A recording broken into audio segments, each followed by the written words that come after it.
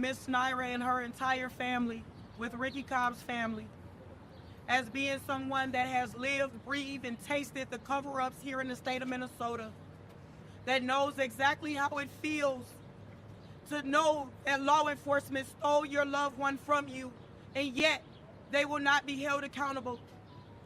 I sat with this mother last night as she broke down in tears after we were led to believe for months that this officer would be held accountable for taking the life of Ricky Cobb II.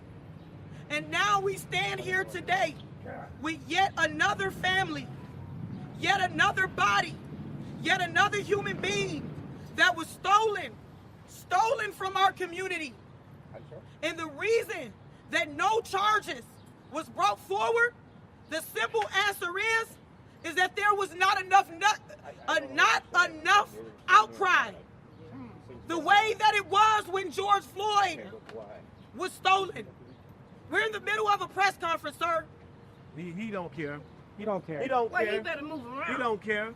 This is disrespect. We don't got nothing to do with your life. This is a press conference At the about end a of the black day, man. we need justice for Ricky Cobb II. We need Governor Tim Walz to assign this over to Attorney General Keith Ellison to take over this case. If Mary is not able to bring the charges, we need those charges brought, and we need those charges brought back immediately. Yes. We need the United States Department of Justice to step in, because clearly they are not capable of holding each other accountable here in this state. We have been shown time and time again. We have been shown that black lives that look like me do not matter. Justine DeMond was a white woman that got killed by a black officer.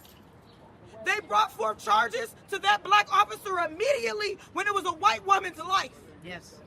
Real talk. This is not about people against police or political seats. This is about right versus wrong. And we all seen on that video that Ricky Cobb II was murdered for absolutely no reason at all. It is time as human beings to stand for accountability and justice. You guys need to show respect to the family that is out here right now. I've already been disrespected. So enough is enough. Let's move on with the press conference. I will now call forward the mother of Ricky Cobb II, Naira Miller Fields. Thank you. Good afternoon, everyone. I know that this is such a shock to not only you, but to me too. I know I have been bamboozled. Listen! I have been lied to, and this has been a joke from day one. See, they strategized this very well. And they kept in contact with me and smiled in my face and had a dagger in my back all along. It's wrong. Then they have the nerves to lie. Okay? So, bamboozle, yes. I am so upset, disappointed, and mad. My heart breaks every day. And then I have a scholar that I got to raise throughout all this destruction and lies and carrying on. I don't have time for that. Let's get to the real of the situation. See, I stand in solidarity, I always have, but I have been really wrecked about this, and it's wrong. They need to take accountability and stand. Be a man and do what you gotta do. And I'm gonna be a woman and do what I've gotta do and make this right. Because there's no way I should have been dismissed on anything. Okay? I've been advised by my lawyer not to say nothing. I gotta say what I need to say. Listen! Yes. And this is bull. In so many ways, and I'm hurt. You all don't know the pain that I carry every day of my life. Looking at his picture, he's got a niece right here. I'm gonna open the door for y'all. She's hurt. Not playing. I graduate in 2 weeks. In 4 months, I'm turning 18, but I don't even want to celebrate because the month before I got to celebrate my uncle 1 year death. But every day, I just wake up and I just feel like this is our family. If this was your family, what would you do? If this was your family, what would y'all do? How would y'all feel? Every time I see a picture of us, I don't know if I want to feel happy or feel sad. I'm happy he going from this evil world. I'm happy about that. But every day is just harder and harder to live with the fact he's not coming back. I just want to get justice for my uncle, and I just want all this to be over. But it's never going to be over because it's not going to stop here. I hope everybody get charged, and I just hope we figure this all out because I'm tired of us getting led this way and then getting led back this way. You're getting a runaround. Y'all should be making the city better, not making it worse. Putting away one good cop could change so much. But y'all keep adding them. And I just hope we get justice too. We will now call forward Trayvon Cruz with Black Lives Matter Minnesota. Thank you. All right, Trey Hearn.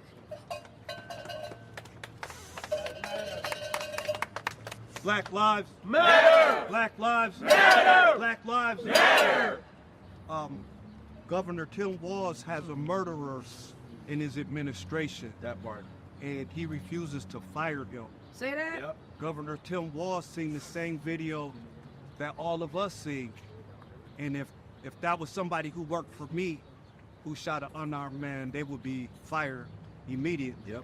And if one of us, any of us, standing here, if we shot an unarmed person, we would be in jail and tried and convicted immediately. And we want that same treatment to be applied to Officer Londigal. Yep. We see it happen over and over. It's been a really rough week, a rough 7 days for black people here in Minnesota, especially black men trying to get justice. Yeah. And a lot of times we hear that the police want to make it home, the police want to make it home, the police want to make it home. Yes, they do, but so do black men. Listen! And so do black men's children. And so do their nieces, and their aunties, and their uncles, and their grandchildren. So we want Governor Walz to think, what if this was one of your family members? What if this was one of your children, one of your grandchildren? Would you allow a murderer to exist inside your administration? Those are the questions that we have. We know Ricky Cobb was unarmed, and also we didn't cave as a community to political pressure when we went out and voted for Mary Moriarty. Yeah. And it's a shame to ability movement to see the Hennepin County prosecuting attorney cave or fold under political pressure. So we're going to continue to stay in the streets. And also, we want to get to a day where black people don't have to protest to get justice. We shouldn't have to go into the streets. That part. We shouldn't have to go into traffic. We shouldn't have to have riots. We shouldn't even get killed. So we're demanding that Mary Moriarty and Governor Walz do the right thing and serve justice to this family immediately and lock up the killer cop, Ryan Londigal. Say his name. Ricky Cobb II. Say his name. Ricky Cobb II. Say his name. Ricky Cobb II. Thank you. Qualified immunity's got to end. We will now call forward Jonathan McCullough with Minnesota Justice Coalition. Thank you. Damn, he already. All right.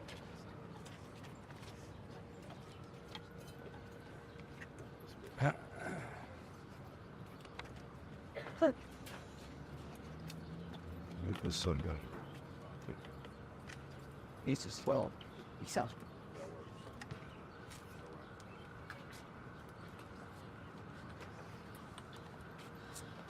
Good afternoon. My name is Jonathan McClellan, president of the Minnesota Justice Coalition. We are a part of a collective of organizations that work with community and family to draft and advance legislation and other policy initiatives at the Capitol here in St. Paul and in Washington, D.C. The narrative that law enforcement and special interests want the public to believe has already been set in motion. Instead of taking responsibility for their actions, law enforcement follows a known playbook. They ensure the press targets the driver by providing incomplete information and allowing opinions to overshadow the facts. Today, we stand in solidarity with the family and the victims of this senseless tragedy. Here are the facts. On July 31st, Trooper Ryan Lundgren shot and killed Ricky Cobb II after Ricky Cobb II allegedly refused to exit his vehicle and attempted to drive away. On January 24th of this year, Hennepin County Attorney Mary Mariotti announced charges against Trooper Lundgren, including second-degree unintentional murder, first-degree assault, and second-degree manslaughter. Prosecutors and law enforcement experts reviewed the video footage. Hennepin County Attorney Mary Mariotti cited an expert who described the tactics displayed by the trooper as horrible, horrible, horrible. Listen! On April 16th, the Minnesota Police and Peace Officers Association sent a 11-page letter to Governor Walz seeking special treatment, specifically requesting that the case be reassigned from the Hennepin County Attorney. The governor is quoted as saying he had concerns after he read that letter. Yesterday, the Hennepin County Attorney stated, given all the barriers in these types of cases and the new information that has come to light, we just can't ethically proceed. What is this new information and what are these barriers? Trooper Lundgren has access to unlimited resources for his legal defense. Does the Hennepin County Attorney's Office lack adequate attorneys? Attorney Mary Mariotti indicated that her office had to seek assistance from a law firm due to a shortage of experienced litigators to handle the Lundgren prosecution alongside their usual caseload. Any other individual would not be permitted to have outside influences like political pressure from the governor's office, pressure from special interest groups like the MPPOA, or recent events sway the case. This is unprecedented. There is a 9-page report from the BCA detailing all the things that went wrong. Yet today, we are being told now there are going to be no charges. It's important to note we are in the midst of a highly contested political year at both the state and federal levels. The governor has already demonstrated his willingness to interfere with the scales of justice. What has changed since the charges were initially filed, other than political pressure from special interest groups and the dynamics of an election year and current events? Justice is supposed to be blind, yet in this case, someone has removed the blindfold and put their fingers on the scale. What we are witnessing is a miscarriage of justice. Listen! Just as law enforcement officers deserve to return home to their families, so should Ricky Cobb II and countless others like him. We are calling for an independent investigation with a special prosecutor who is completely disconnected from Minnesota and its politics. If there's nothing to hide, let the truth come to light. Show us this new information. Listen! Show us these barriers. Yes. If such measures can be taken for high-profile figures like Trump, they can be taken for anyone. Amen. The ball has been dropped in this case. Yes. In the legal community, we have a saying, let justice be done even though the heavens may fall. Amen. What is happening here is not justice, it's a tragedy. Yes. We demand transparency, accountability, and justice for Ricky Cobb II. We are not asking for a handout. We are asking for the truth and justice in whatever form it may come. Thank you. We will now well, first of all, here's the order. We will have Jess Sundu with Twin Cities Coalition for Justice. We will then have Toussaint Morrison from On-Site Media. We have a few of the other mothers who have experienced the loss at the hands of law enforcement and or trauma from their children being beaten or excessive force here in Minnesota by the hands of law enforcement. And then we'll close out. So I'll call forward Jess Sundu with Twin Cities Coalition for Justice. Thank you.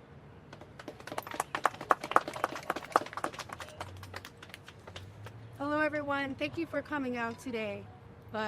As was just said, we are witnessing another travesty of justice, another day where justice is denied to one of our community members, one of our Black community members who was killed by law enforcement. We all saw it, the video. But the reality is, like every family, Ricky Cobb's family wants their day in court. They want to have the truth said in open, not not in depositions, not in secret grand juries, but out in the light for everyone to see.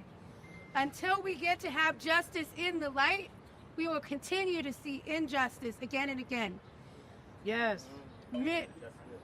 When county attorney released her statement, actually before she released her statement, but she opened it with referencing the shooting that happened in South Minneapolis last week.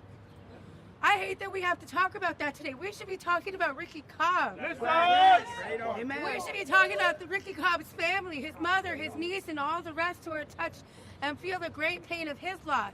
But instead, Ms. Moriarty wants us to start off talking about what happened in South Minneapolis last week. I want to tell you, I was outside on Lindale Avenue as the cop cars came rushing by, and the SWAT and the state troopers and officers from every different agency around the state, or the metro at least, the sheriffs. I never seen so many cop cars. I knew right away there was something involving the police. And of course, what we learned that very night, the very first press conference by our own mayor here in Minneapolis, said one thing, said an officer was shot. There were 3 people killed that day and 4 people injured. The life of a police officer is not more important than the life of community members. Right. The idea that Ricky Cobb should be denied justice because other people were killed last week boggles the mind. And Mary Moriarty didn't even bother to explain why she opened her statement to the community that way. But we all know. The reality is they are using the events of last Thursday as an excuse. They are manipulating what happened there to trump up support for the police. I use the word trump up on purpose. And deny justice, deny accountability. As long as we let them do that, as long as we follow the police narrative instead of telling the whole truth and nothing but the truth, we're going to continue to see time and again families like those of Ricky Cobb denied justice. The Twin Cities Coalition for Justice stands with Ms. Naira and the rest of Ricky Cobb's family and the rest of the community mourning not only his death, but also the death of justice in his case. And we're going to stand with you however we can to keep fighting for it. That's all I have to say for today. Thank you for being out here.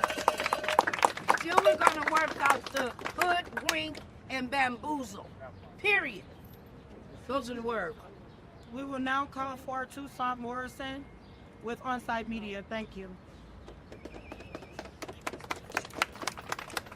Say his name. Ricky Cobb II. Say his name. Ricky Cobb II. Say his name. Ricky Cobb II.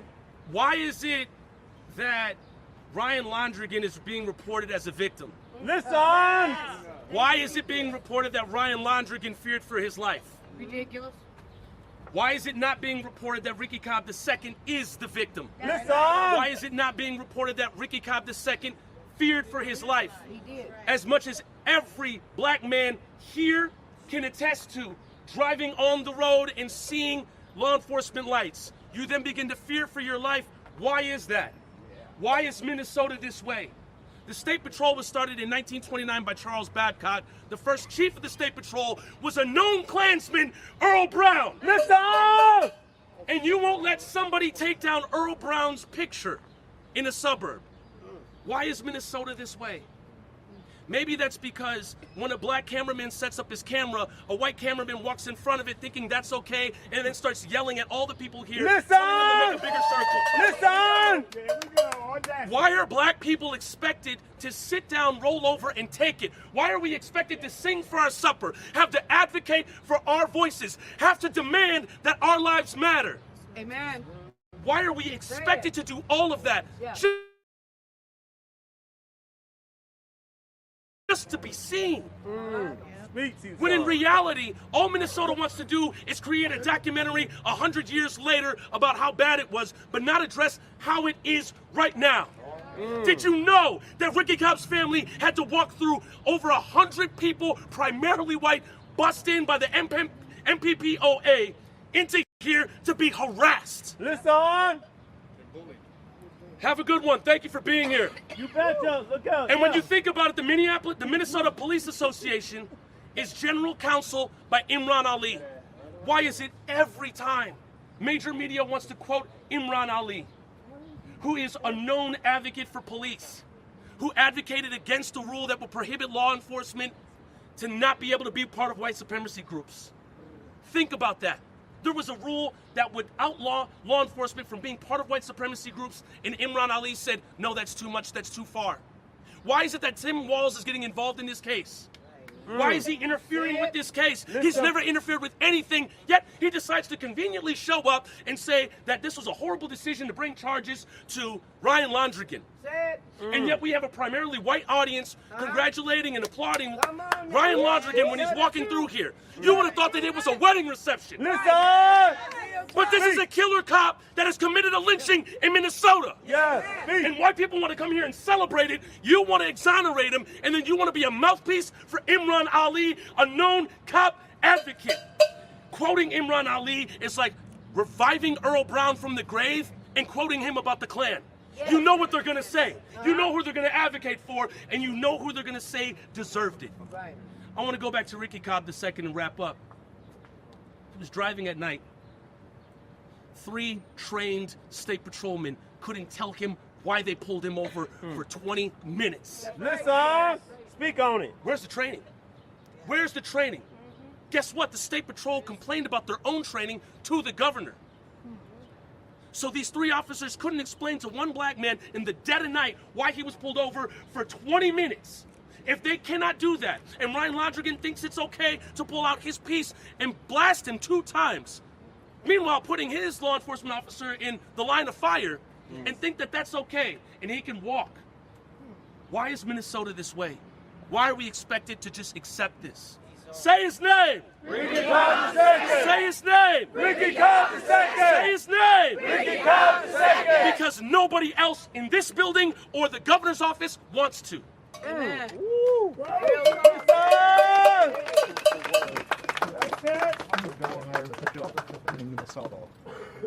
Another reason why Minnesota is this way is because there has been over 500 bodies at the hands of law enforcement that have been stolen that led up to Ricky Cobb II.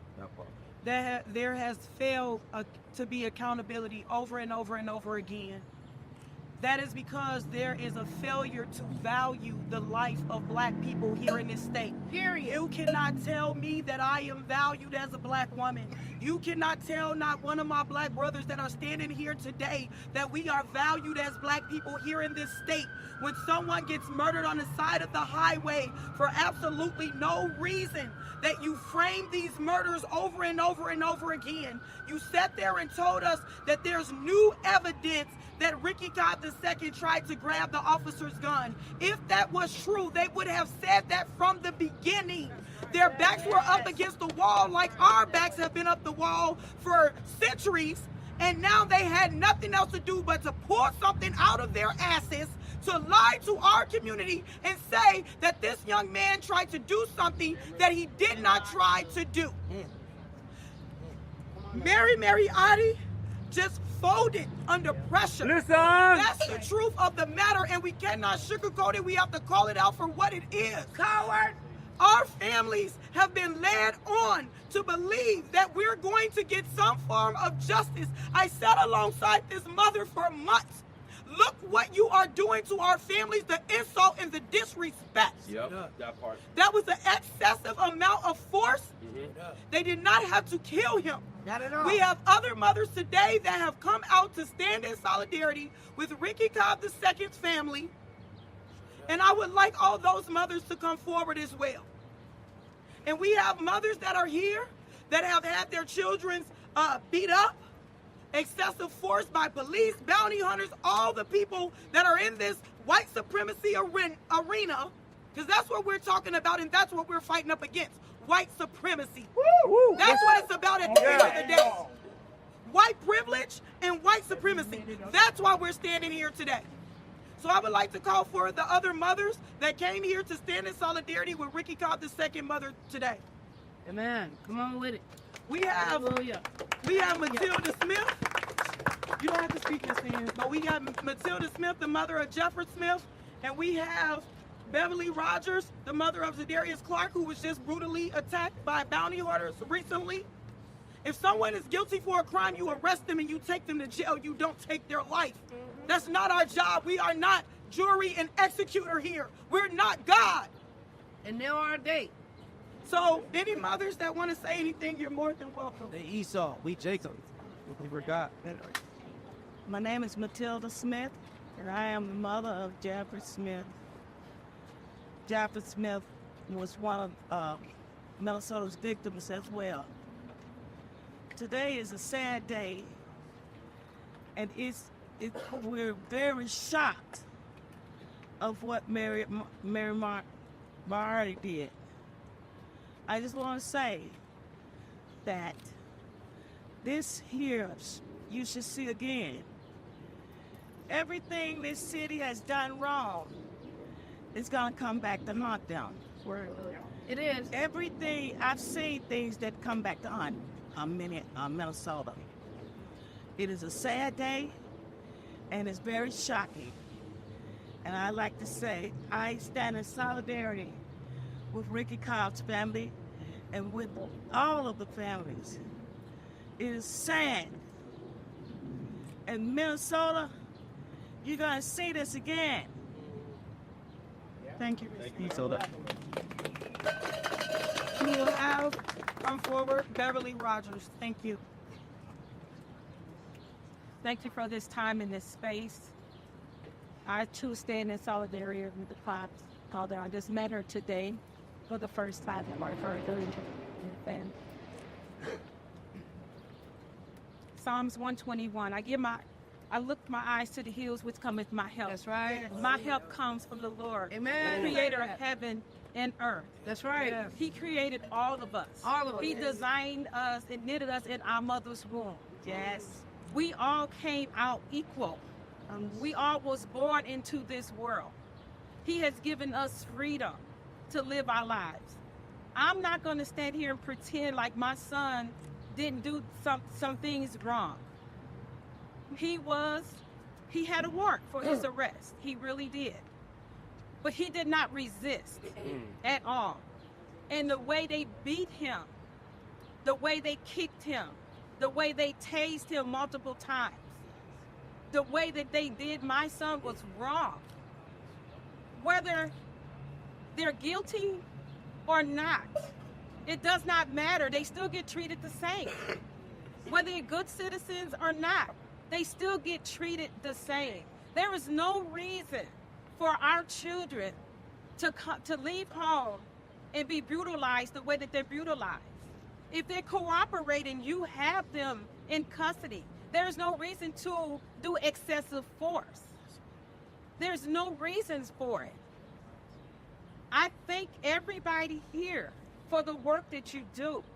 I appreciate the work that you do. My heart goes out to everyone that has experienced the injustice that we are receiving against our family, our loved ones, our sons, and our daughters. I am going to continue to serve the Lord first. That's right. Yes. Because nobody's going to escape his judgment. Not one person is going to escape his judgment. I'm asking the Lord to convict the conscience of the people who are not serving the citizen and the publics correctly. Yes. I'm asking the Lord to vindicate for all of us, because you can't get past him. You cannot. So those who are standing in the way of bringing justice right now, your day before the Lord will too come. Yes. Yes. Thank you, Ms. Beverly. We will now call forward the mother of Howard Johnson, who was just ran over and shot by the St. Paul police a year and a half ago. Thank you. Oh, Jesus. Bro, you and your feet.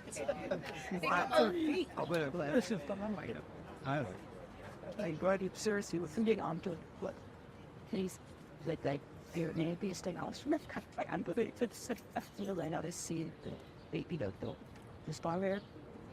Okay. My name is Monique Johnson, and I'm the mother of Howard Johnson. I want to say I agree with this young lady because vengeance is the Lord's. Yes. And through pain, with pain, comes strength. Yes. And that's what you see here today. Yes. That's what you will continue to see because we will not stop fighting until we get justice. Yes. And I also stand in solidarity with all the families that are here today. My son, the officer that shot and ran my son over was not here. And it just breaks my heart to see these happen over and over and over again. And then I'm going to close with this, right? Right. Police officers, if it's too hot in the kitchen and you are afraid, find another profession. The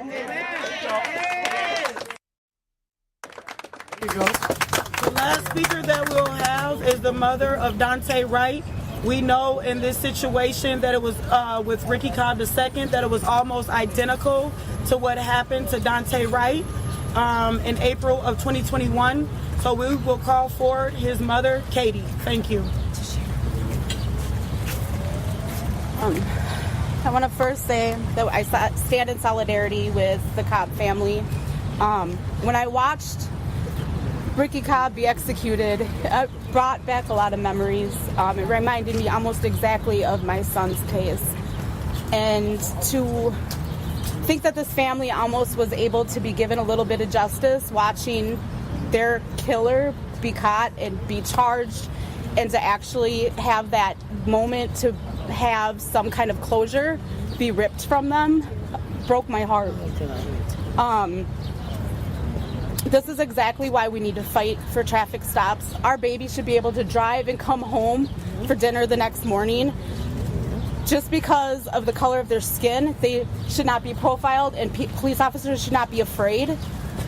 And to continue to have this happen over and over and over again is not okay. Mary Moriarty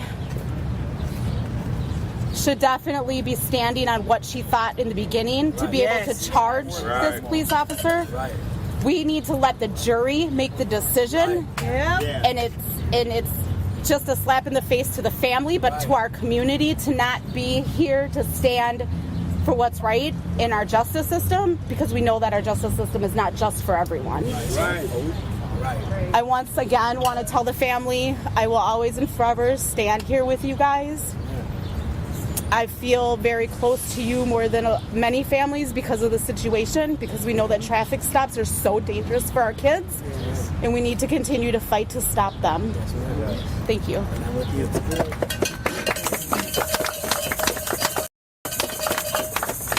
With that, we will conclude our press conference for the day. I also want to say the mother of Zadarius Clark, Beverly Rogers, he did not pass away, but he had a near-death experience of brutally being attacked by police as well as bounty hunters. Do the media have any questions before we conclude the press conference for today? Yes. What are the next steps from here? Will they attempt to go after a civil suit moving forward, wrongful death on that side? The family is pursuing and going forward with a civil suit. And there will be a press conference tomorrow with the attorneys as well as the family tomorrow. In addition to that, we are looking forward to ask Mary Mariotti to move forward with the charges that she had already came forward with. And if not, we're looking to move the case somewhere else to continue to pursue charges being brought forward. Another quick question.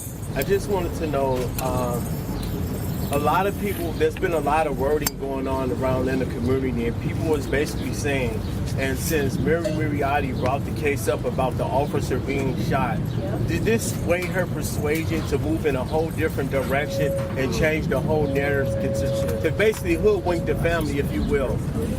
I'm going to let his brother, but I want to say that I do believe that played a part, because first of all, it's just confusing why that would even be brought into this situation. That was the beginning of her statement when she spoke to why, or to say that she's dropping the charges, but you bring that at the beginning. That's It's an abomination, and it's really odd and strange to me that she would bring that at the forefront of her explaining to the community why she dropped the charges. You bring up what happened last week with another officer getting killed. That had absolutely nothing to do with Ricky Cobb II and the murder that happened to him. We will now have the brother of the twin brother of Ricky Cobb II, Rashad. Thank you. Hi. I would like to quickly say this last week has been a trifecta. You know, they rescinded 30 years on D. Hill's murderer. Then the police officer got killed. And then my brother case get dismissed. So if we as a people don't see what Minnesota is doing off of color, they got a wrong thing, because we're not moving on color, as you can see. We're moving on right and wrong. Right. So if they keep bringing up color and we're the only ones that's getting blood spilled, then why do we got to keep continuing to follow the law if y'all not having the law presented to the ones that's supposed to be upholding the law? That's right. Now we got to look at a murderer get paid back pay and get his job back. Yes. Y'all willing this don't happen to no other family. But anybody else in the way, look what they gonna play. Yes. Then we got a journeyman governor making lawmen decisions. Hold on, journeyman. Do your job. Because the people gave you that job. We didn't give you this one. That was Mary's job. And she made her call, and you put your stamp on it. But you not the Most High. He is. That's right. And when you get to acting like a God, he get the whooping motherfuckers. Yes. Read the scriptures. Yes. That's right. I'm tired of getting whooped. We tired of getting whooped. Yes. So if y'all don't want to get whooped, then stop doing the whooping. That's true. Thank you.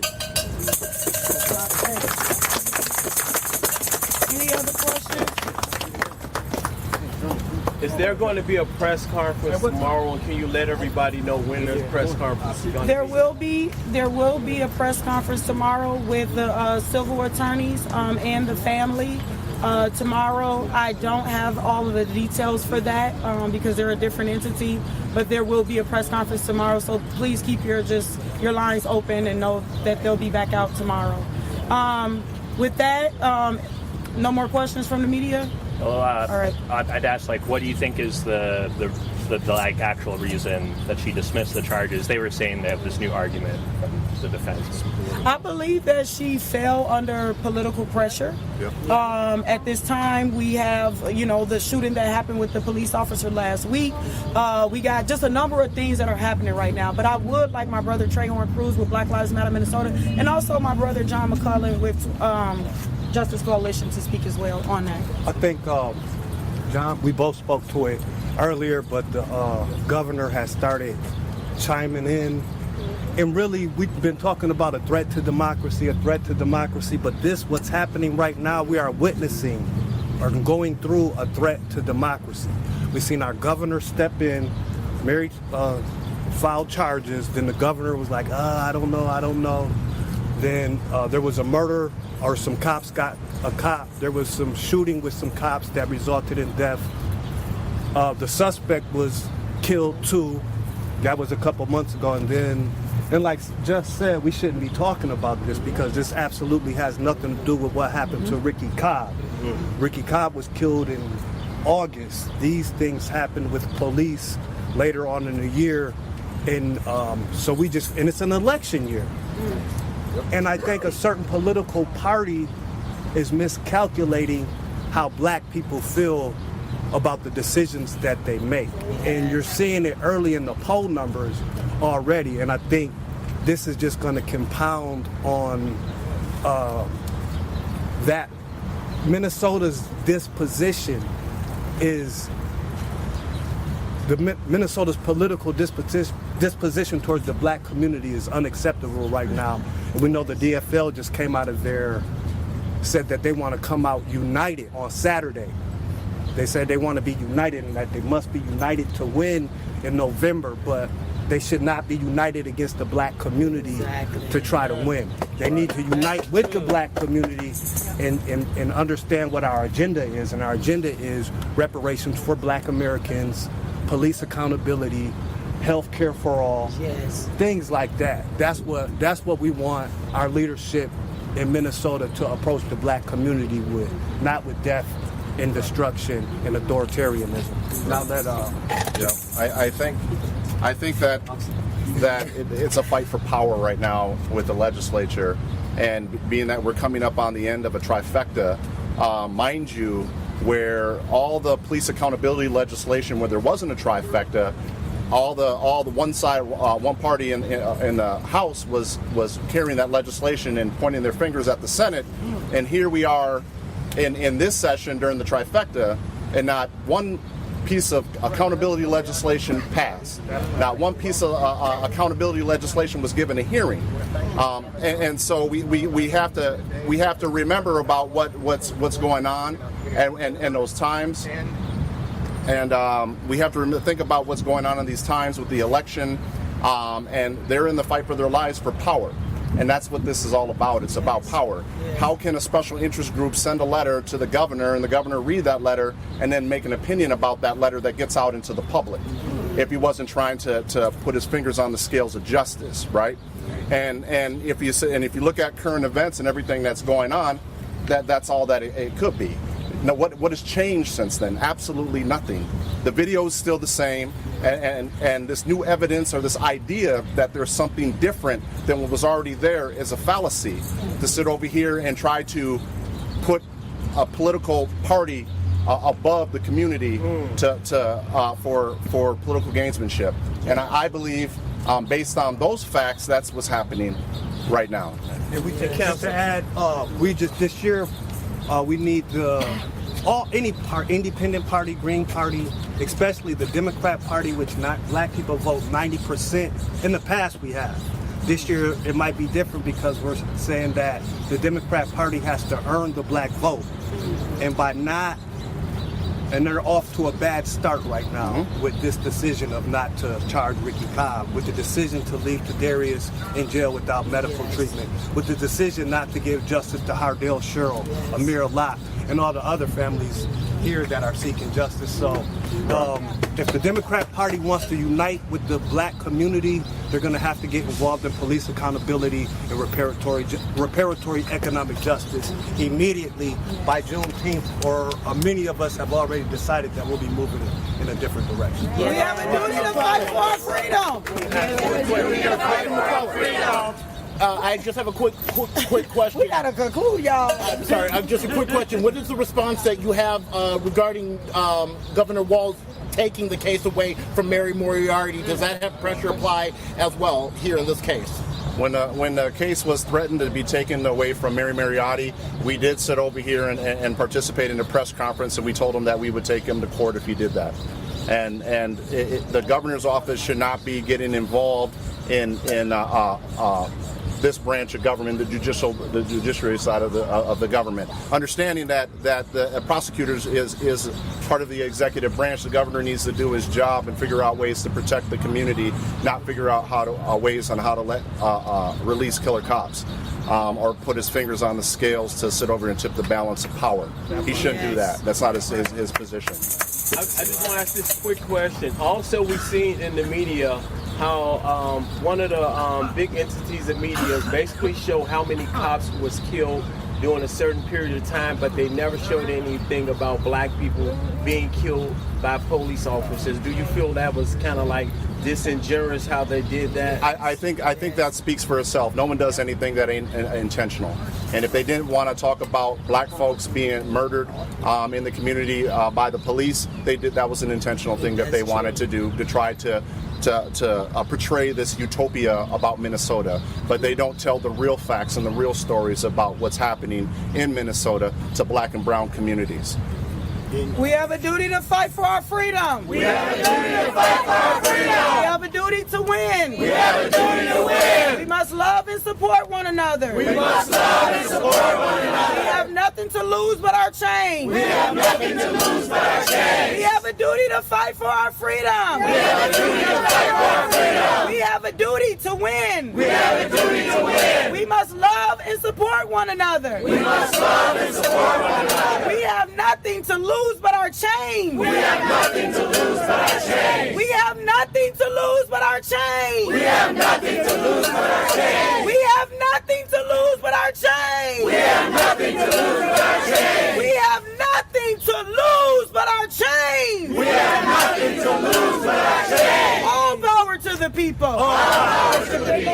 Ricky Cobb II, say his name. Ricky Cobb II. Say his name. Ricky Cobb II. Say his name. Ricky Cobb II. Scream his name. Ricky Cobb II.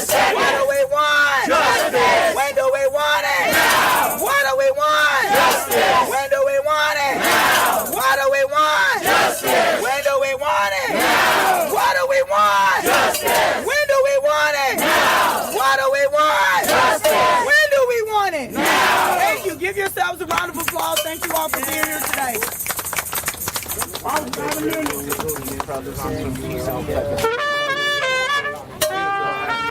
Your neck of the woods.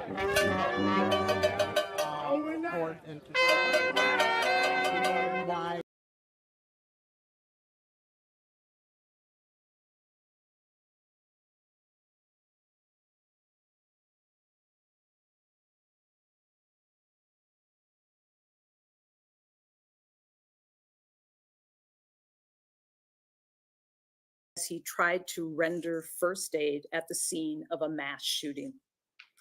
One person was killed and 2 others are hospitalized with life-threatening injuries.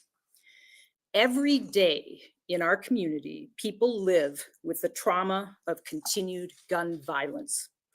Once again, we mourn for those lost and injured by horrific acts of gun violence and for their families and loved ones.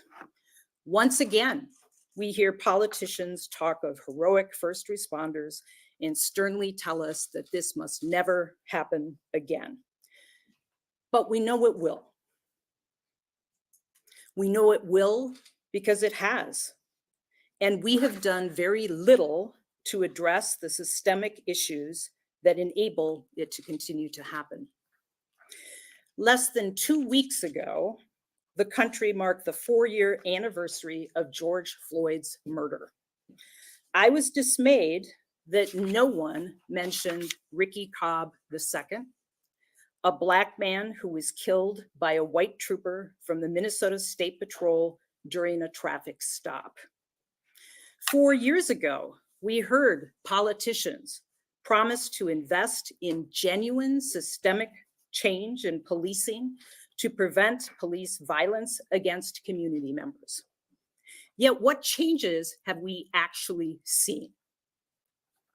Time after time after time, our Black community is told there can be no criminal accountability because of system barrier after system barrier after system barrier.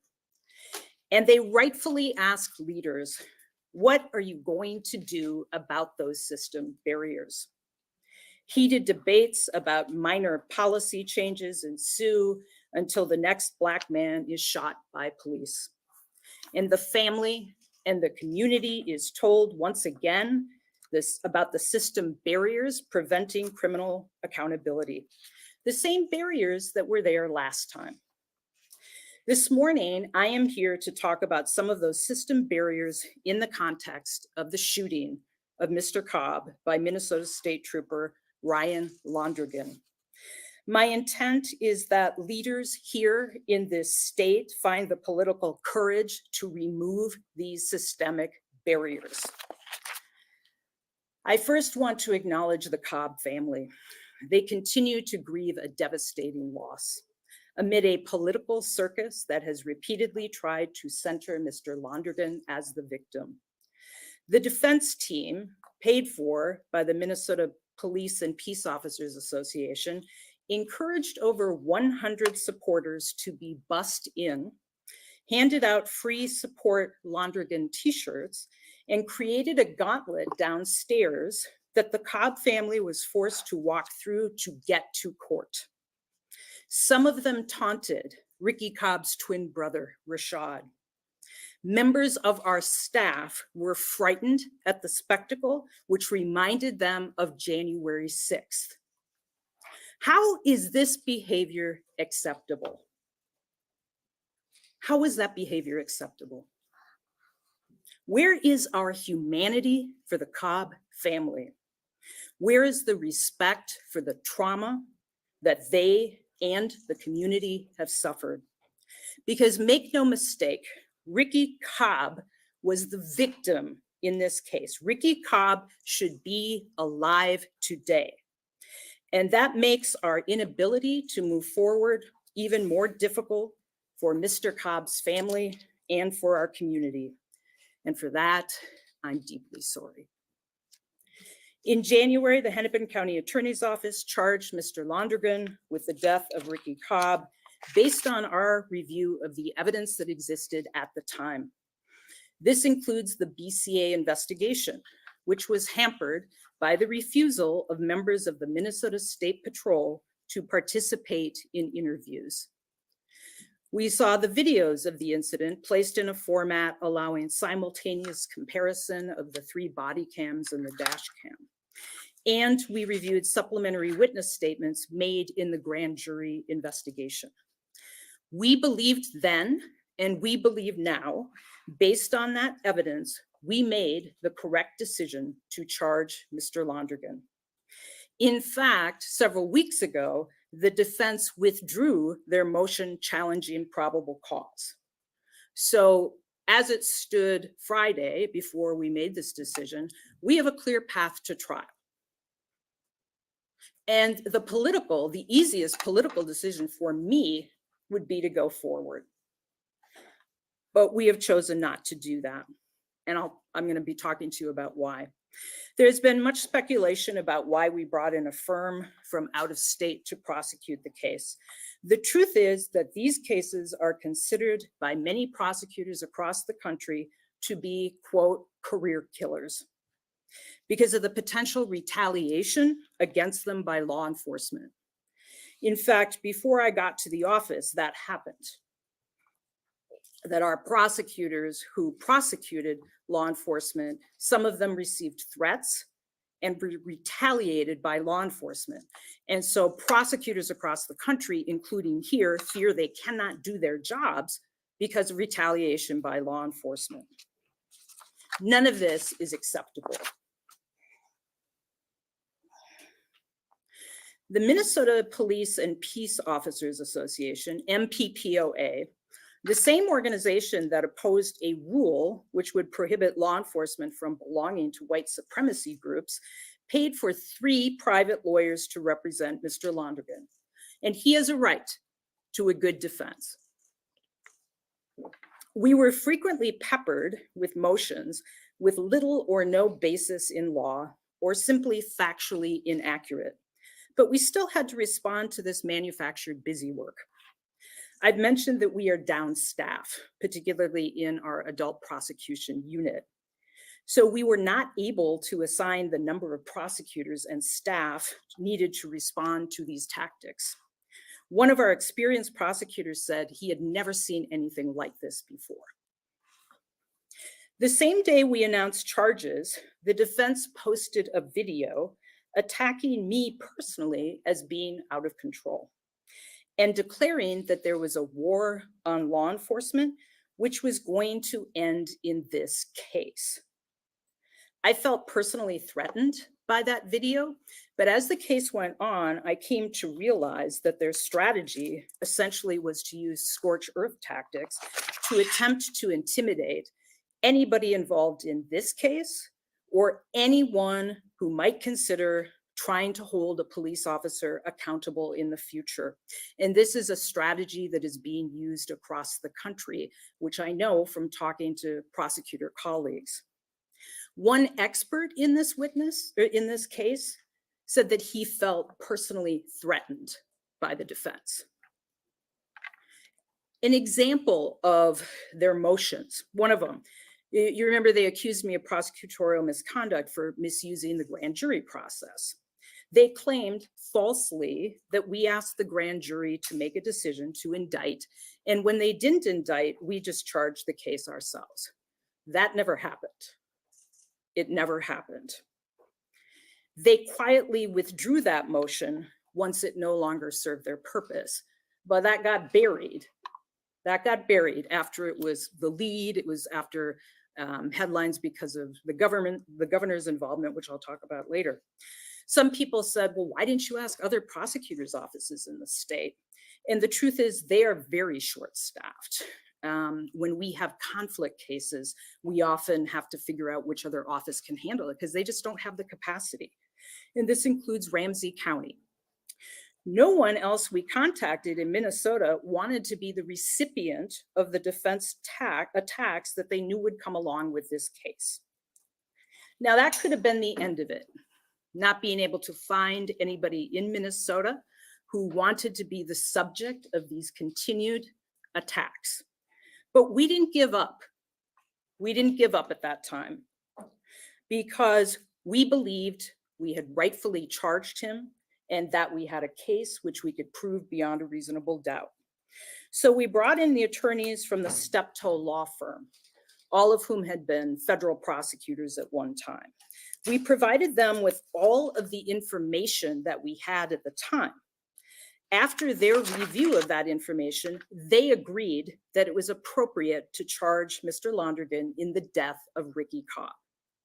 So they did agree, and let me make that clear, for former federal prosecutors agreed that it was appropriate to charge Mr. Londrigan. But we also told the defense team at that time, and from the beginning of this case, that we would review any new information that they wanted to provide us. And this is an offer that we make in every single case we charge in this office. This is part of my commitment to transparency, accountability, and justice. All investigations are ongoing, even at times during trial. When new evidence becomes available, we evaluate our cases based on that new information.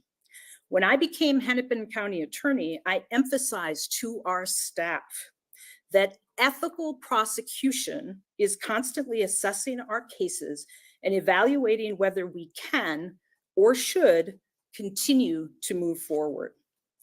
In the last weeks, the defense has presented 4 witness declarations containing new information. And for the very first time in court, revealed the substance of Mr. Londrigan's prospective testimony. So what they said in court about what Mr. Londrigan would say if he testified, and I'm just going to talk about 2 parts of it. One was this, that Mr. Londrigan shot Ricky Cobb because Mr. Londrigan feared that Mr. Cobb was reaching for Mr. Londrigan's gun. I want to make it clear here because there was a misstatement in the press. No one's ever said, the troopers have never said that they were aware of any gun in Ricky Cobb's car or that he was trying to reach for that gun. That gun that was found in the car well after this happened is irrelevant to this. What Londrigan's attorneys said he would testify to was that he thought Mr. Cobb was reaching for his gun, Londrigan's gun. That's something that they had never said before, never told us before. So we went back and we looked at the video over and over in slow motion. And what you can see from the video is that Mr. Cobb's hand at some point does come up. My guess, by the way, is that because Londrigan opened the door, pointed the gun at him and started screaming at him, that his hand was coming up to protect himself. But the video doesn't prove that, and it doesn't disprove what Londrigan says. One of the other things that I think is of note of what Londrigan's lawyers say he would testify to is this. If you slow down the video, you will be able to see, and I think at some point we'll be able to release this, Saidi reaches into the car, and he is essentially draped across Mr. Cobb, trying to unbuckle the seatbelt. What Londrigan's lawyers said he would testify to is that in that split second, he realized his partner was draped over Mr. Cobb, and he carefully fired 2 shots into Mr. Cobb's torso so that he wouldn't hit his partner. Now, as to the believability of that, I won't comment. But I will be talking about how that did change our perspective here. The declarations that we got from state trooper trainers, which we hadn't seen before, went to their training and lack thereof, and I'm gonna get to that later on too. It was frustrating to learn of this new evidence so far into the case because the defense had so many opportunities to provide us with it. We even offered Trooper Londegren immunity to come on in and tell us his story with the agreement that we would not use that statement if we decided to go ahead with trial. The steptoe lawyers called that agreement, they call it in DC apparently, Queen for a Day. And it simply means, Londrigan, come on in, tell us what you have to say about this so that we can consider it when deciding whether to charge. And if we decide to go forward, we won't use the statement that you made. He refused. He refused to do that, which was his right, but we also didn't know what he was going to say. So we certainly talked extensively about how improbable some of Mr. Londrigan's assertions were, especially coming so late in the process and with access to all of the videos. We also talked about the barriers, the reality of the fact that many of the law enforcement witnesses in this case got lawyers, even people who had no or were not subject to any criminal liability at all. And they were represented by the same pool of lawyers funded by MPPOA.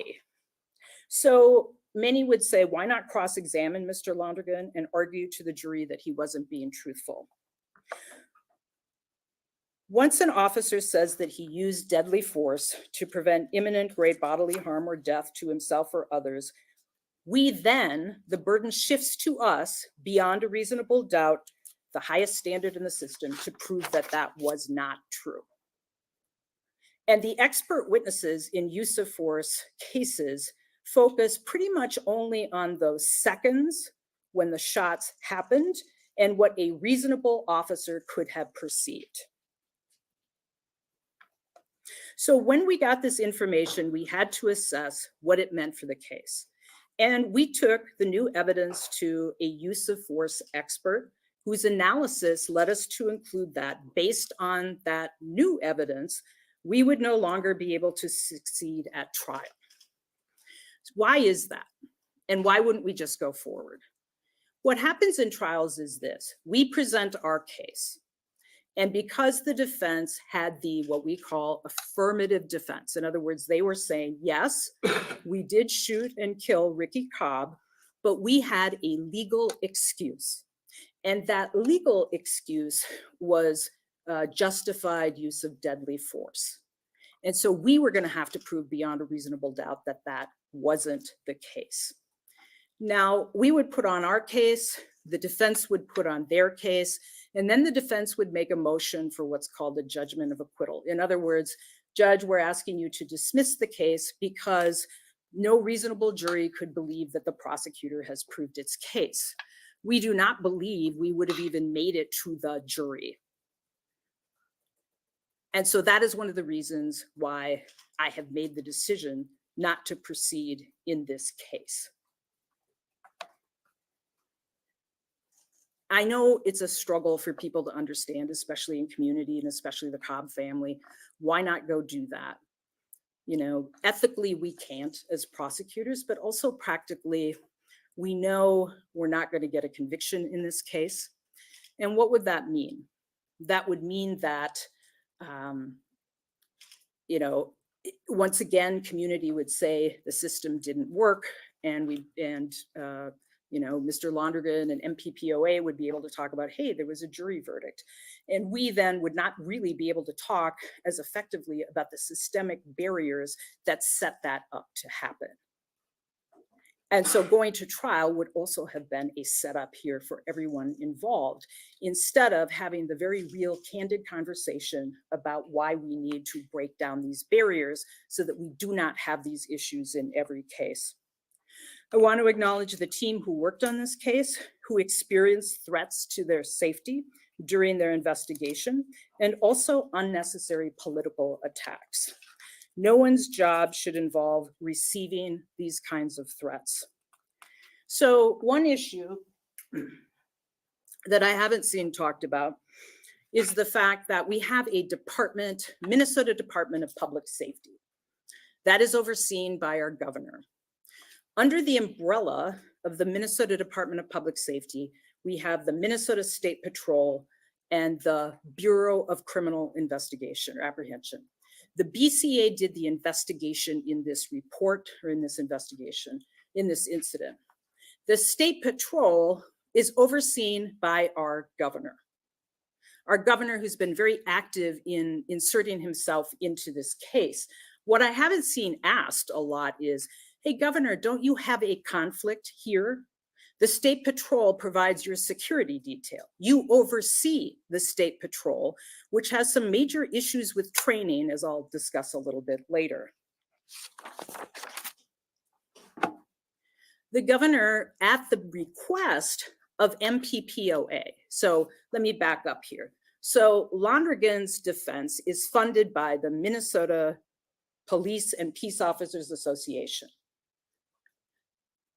So the defense lawyers and MPPOA have persistently asked the governor to intervene in this case. Have you ever seen this governor intervene in any case involving a defendant in his entire tenure? Ever. Why is it appropriate for a governor who has never picked up the phone to call me, who is not a lawyer, who does not understand the nuances of this case, to talk about it publicly, to center Mr. Londrigan as being the victim in this case? Why has that been appropriate? Why hasn't that been called out? Particularly in the light that you will be getting a report, which is about 60 pages long. You've gotten the summary document of that report, which is about 9 pages. It talks about the problems with training and policy by the governor's own state patrol. So one thing I want to say here, in looking, and I've looked at this video over and over and over, one thing that always struck me was this. Ricky Cobb was detained for over 20 minutes on the side of the road. And that happened in part, he was pulled over because his lights were off. He very quickly turned his lights on. And he kept asking the state troopers, what's going on? Do I have a warrant for my arrest? The troopers said, no, you don't, which was technically true. What he had is a pickup from Ramsey County. And the length of time that he sat there was because the State Patrol had called Ramsey County to say, hey, do you still want this guy? Because if they didn't want him, they were going to let him go. And that hold expired sometime later that day. So in all the time, when you watch this video, Ricky Cobb, a Black man who is stopped by white patrol officers on the side of the road, has no idea why he's being detained. None. The troopers never gave him that answer. The troopers never said, Mr. Cobb, we are arresting you. Please get out of the car. They never gave him an opportunity to make that decision on his own. He could have fled, and then he would have been charged with a felony fleeing a police officer. But he was never given that chance. They knew who he was. They knew where he lived. Their policies would have indicated they could not have chased him. They could not have shot after him. Why didn't their policies say, hey, have a conversation before you approach the car about what you're going to do when you decide to arrest somebody? And by the way, tell them you're going to arrest them. Don't keep saying, hand me your keys, and have them questioning why. Why are you asking me after 20 minutes when my headlights were out to hand you the keys? They never gave him that opportunity. There's some who will say, hey, all you have to do is comply and you won't have a problem. And I want to focus us back to Philando Castile, who complied, and yet he's shot and killed. We do not have summary execution or the death penalty for failure to comply. All the troopers needed to do here was to approach the car. They could have put down stop strips under the rear wheels to puncture his tires if he drove away. But all they had to do was say, Mr. Cobb, we are going to arrest you, and allow him to make the decision. Am I going to speed away, get charged later with a crime, or am I going to get out? He never, ever had that opportunity. There were other many decisions which are outlined in the report you'll be getting leading up to and during the interaction that should have gone differently. In fact, the use of force expert that we talked to after that new information said that the tactics here were absolutely horrible. Horrible. And until we as a community demand changes, systemic changes into the policies, the training, the philosophy of our law enforcement officers, this kind of thing is still going to happen. So we made this decision after consulting with Steptoe. Steptoe, about 60-page report. Some of it references grand jury, and to this day, we need a court order from the judge to be able to release that. One of the things we were never able to talk about, which the defense knew. So our hope is to get that order and to release that extensive report to you, documenting everything that happened here. So, I mean, this was one of the hardest decisions I've ever made. It was, on the one hand, not so hard legally, but people in our community and Ricky Cobb's family shouldn't have to listen to me or any prosecutor, once again, talk about the same legal barriers that prevent accountability time after time after time. My commitment to them is that we will continue to advocate for these changes, because that is the only way our community is going to heal. Thank you, and I'll take questions. Mary, did anybody on your staff advise against charging Londrigan in the first place? So I would say it was an ongoing process, and it was more about how, was there any way of getting additional information? There was some concern that, when we talked to Noble, by the way, what Noble said was, I can't really give you an opinion because I don't know what Londrigan's going to say. If Londrigan says he shot to keep him from driving away, that was an unlawful use of force. If Londrigan shot to prevent imminent bodily harm or death to his partner, that could be a lawful use of force. So as with any case, we have extensive discussions about, how are we feeling about this case? How are we feeling about the training? And after the grand jury and getting some information about their training, which we thought we knew until we got these other declarations, we felt comfortable moving forward. Okay, so as a follow-up to that, would you still have charged Londrigan if he had made a statement saying that he thought Ricky Cobb was reaching for his gun, reaching for Londrigan's gun? Yeah, so if he had made that statement, and it wasn't only reaching for the gun, that's not the only thing here. It was also about why he shot. Because, as I said, one thing Noble told us was it depends. I mean, we can't assume why somebody took the action that they did.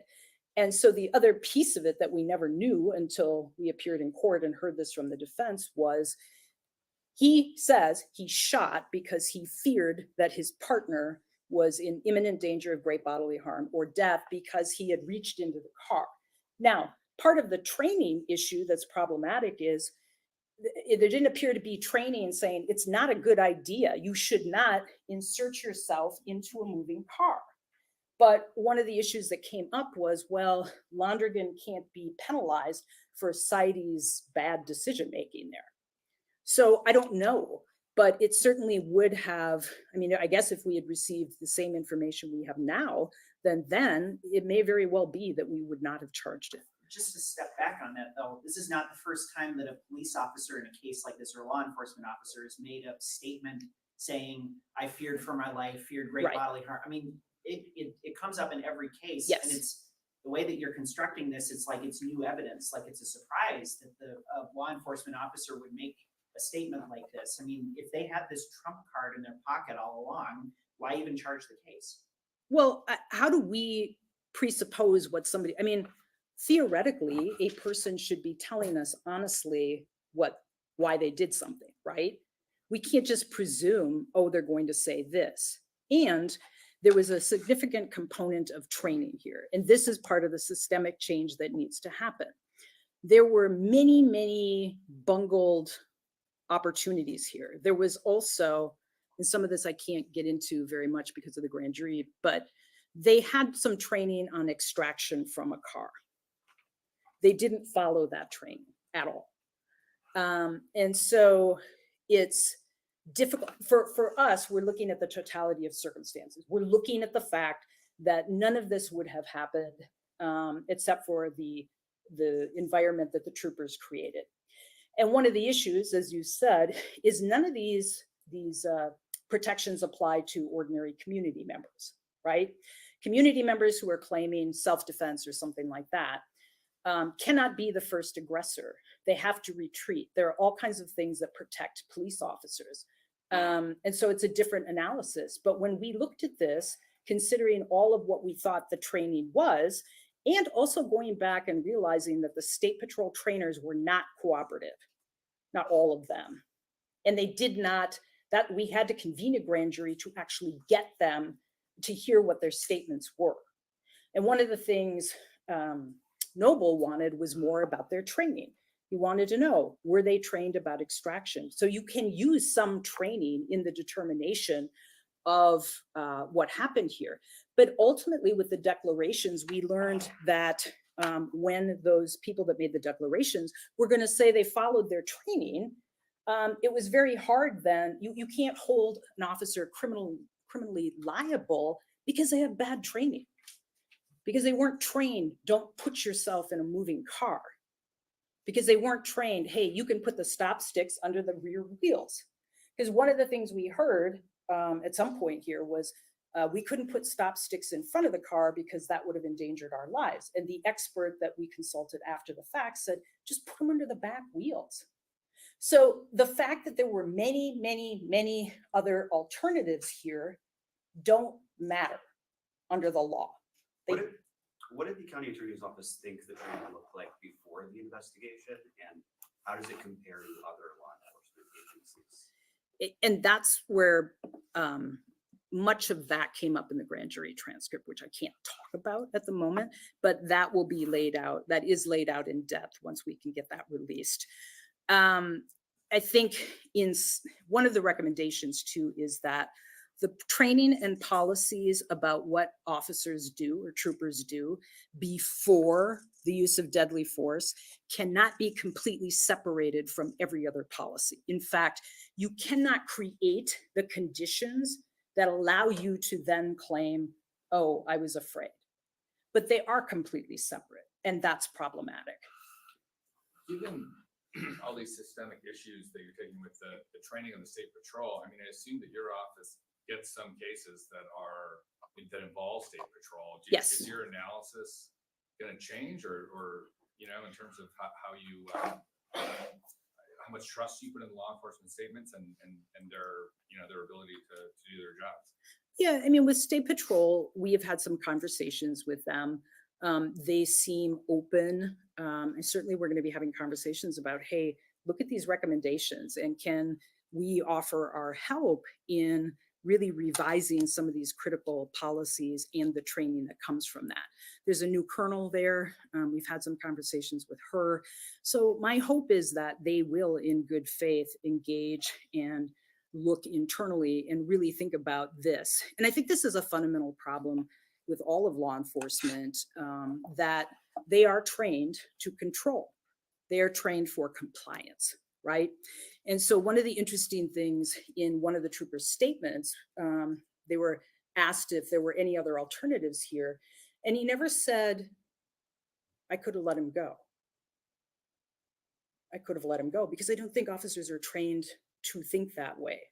There seemed to be, two alternatives. He was going to get out of the car, or I was going to rip him out of the car. Not, we knew exactly who he was. We weren't going to chase him. We would just go pick him up. That seems to have never occurred to the troopers in this case. I think understandably, because that is not how police are trained to think about these situations. And I think they need to be. They need to understand that both they and the person they're interacting with should both go home at night. Because the officers, frankly, put themselves in jeopardy here. There was no reason to put themselves into the car, but they did that. They did that. And we don't want that either. We don't want officers putting themselves in danger of injury. But they have to be told, there have to be policies, there have to be training that it is okay, acceptable, and expected that in some situations, let the person go. Can you give us an idea of the cost and the amount of time spent by Steptoe, what the dollar figure would be from their help? And also with that, was creating these recommendations, was that part of the deal? Like, was that in the contract, something they were supposed to do? No. In fact, I had every when we, and I don't know what the number is now. We'll get that to you. But here's how the process went. We retained Steptoe, sent them a bunch of documents, because the first thing was, did they think our charges were appropriate? That was the first thing, because if they said no, that contract was done, right? So they looked at the materials that we sent them. They decided that our charging was appropriate. And then they put in, as you know, not a certificate of representation, but they became the lawyers of record. And so no, at no point did I ever expect, we didn't hire them to do, here, we're going to dismiss, here's an independent, I want you to do an independent investigation of what happened. That is not how this went. They appeared on the record. We all expected to go forward at trial. But then when we got this information, we had an ethical obligation to look at it. It was after we got that information that we then consulted this other expert. So our own expert, given that information, was saying, we just can't go forward. So we had that conversation. As you know, and I've said this in the past, I retained full responsibility and accountability for deciding whether to go forward. Steptoe made a recommendation to me. I accepted that recommendation. And then we talked about, hey, there were so many problems here, really systemic problems as well, that they then worked on this report. The report is meant to outline everything that happened here, but also to give us steps forward. Because I can't stand up here again and say, this is the way it is. This is the way it's always going to be. There are these system barriers, without saying we are going to fight to try to make sure that some of these system barriers are changed so that agencies like state troopers, if this comes up again, they handle it very differently. And the next Ricky Cobb isn't the next Ricky Cobb. Mary, why the timing? Eric? Oh, sorry. Yeah. Sure. County Attorney, you made mention about these alleged threats that came into your team during this case. Did that lead to some in your office not wanting to handle this case? Is that why you looked outside? Because of those threats, you reached out to Steptoe? That was a part of it. It's also a part of it that, well, who wants to be, people who work in this office, many of them are career prosecutors. They're here for the work. Nobody wants to be put there out on social media with their pictures subject to all of the attacks that I get. And then having the governor weigh in and question our staff's integrity, nobody wants to be the subject of that. So it was a combination of all of that, and a combination of, as I said, people fear retaliation from police. And by that, I mean slow walking cases. I don't mean, physical harm. What I mean is they don't work up the cases. That has happened in this office. I didn't know that until I got here, and I was told that. It's a passive aggressive, we're not going to help you because you worked on this case. And that's unacceptable. But that is a fear that many in the office have. And it's not a fear isolated to our office. I have talked to my county DA counterparts across the country, and they experience it as well, which is one of the reasons why some of them have created a separate team to handle these cases with lawyers that don't have to work with law enforcement every day. But what about the government? Yeah, Mary, just on the timing here, I mean, Yeah. I do understand certainly the optics of what this community is grieving right now with law enforcement. Yes. Was that part of your calculus? We're curious about sort of the Sunday night release. Why now? Yeah. Why right now? And then where do you go to rebuild community trust on both sides here? Yep. The next time tragically one of these cases is going to be presented, neither side Yep. buys into you right now. Yeah, the timing of it, the report, like I said, it's about 60 pages long. It had nothing to do with the tragic murder of Jamal Mitchell and other community members. And so I'm going to say that I said, we as leaders and our political leaders, I don't understand why we consistently say we have brave first responders who have to run into these situations when we as policymakers could do something about that. We could do something about the gun violence that impacts first responders. And the other piece of this, given the timing, is that we can hold two things. That yes, there have been increased assaults on law enforcement. And we had the tragic situation in Burnsville and now what happened last week. But we can't get sucked into this narrative of there is a war on law enforcement. We have to be able to also say, hey, we need to have accountability with police as well. So no, it has nothing to do with that timing. Also, I was elected by the people in Hennepin County to make ethical, courageous decisions. I would say and we already have said to law enforcement, the easiest thing I could have done was to go ahead and try this case. That would have made them happy. I'm not saying that, but if for those who say this was a political decision, absolutely not. I think I've made it very clear in my tenure as county attorney, I don't make political decisions. I make the ethical decision at the time. And so what I would say to everybody is, I think, this is the kind of county attorney everybody wanted, not one that made decisions based on politics, but one that made decisions about the information we had at the time, who is willing to look and see additional information. As I said, I've told our staff, there's no shame. It's not a bad thing. You charge a case and new information comes in, we have to be looking at that. And it's not a failure on your part to say, it just doesn't make sense to go forward anymore, because people in this office used to do that. They used to do that. And I've made it clear to all of them, we must not do that. That is our obligation, our ethical obligation as prosecutors. Thank you.